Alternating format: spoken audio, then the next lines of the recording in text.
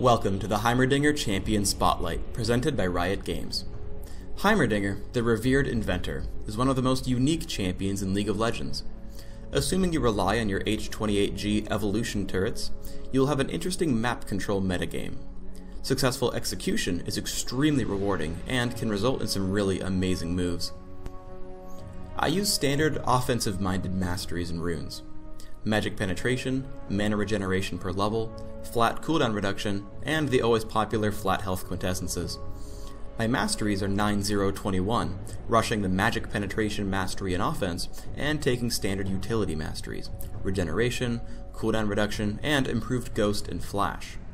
Because your opponents will always try to kill you first, and as one of the frailest champions in the game, Heimerdinger needs the escape mechanisms.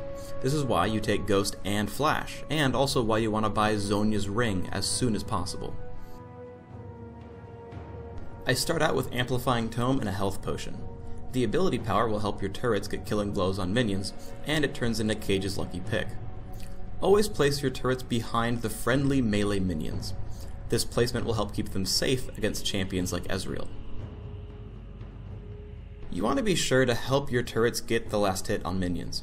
Engage how quickly the minions are dying, and last hit them with your 60 base damage. The Golem is another important objective for Heimerdinger. Set down a turret, and use Hextech micro rockets and the grenade to clear away the monsters. You can even choose to push with your team just by being level 9 and having Golem, often winning the game outright.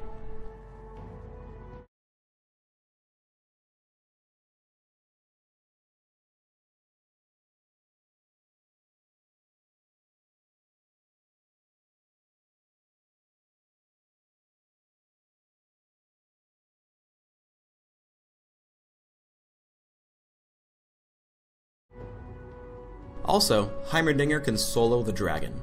Once you hit level 9, set up a couple turrets right outside the cave. Then, pull him into range using rockets and your various spells to down him quickly while taking very little damage. As Heimerdinger, you have to play very cautiously. Over half your damage output is in your turrets, and since it takes over 18 seconds, even at max cooldown reduction, to place all 3 of them, you have to plan ahead. Because of this limitation, Heimerdinger is best played as a pushing champion, working with the rest of your team. Your best option is to create a base of operations, which is why some people call Heimerdinger the club owner. You should always think of yourself as frail and needing the protection of your turrets, or bouncers. Let's look at the first easiest use of Zhonya's Ring, delaying or preventing death. I actually make a huge mistake here, because I activate the item extremely late, with below 100 health left, meaning that I die to Tormented Soil. Thankfully my team picks up the 2 kills without me, but I should not have died here. A large fight breaks out in mid. I put out as much damage as I can, with Deathfire Grasp dropping Blitzcrank very low. As I get assaulted by Alistar, I use Zhonya's Ring to block 2 damage ticks from Ignite. Because I'm durable enough to stay in the fight, I managed to help pick off Morgana. Notice that I still keep a pretty defensive position throughout the fight, even though I have Ghost and Flash. Lastly, we chase Veigar as he flashes away. I use Concussion Grenade to reveal him, allowing me to cast Hextech Micro Rockets, which gives Olaf the kill and me an assist.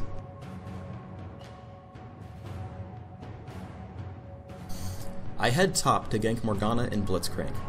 I hit them with all my abilities, including Deathfire Grasp, onto Morgana. I tap Zhonya's Ring to block the damage and stun from Morgana's ultimate.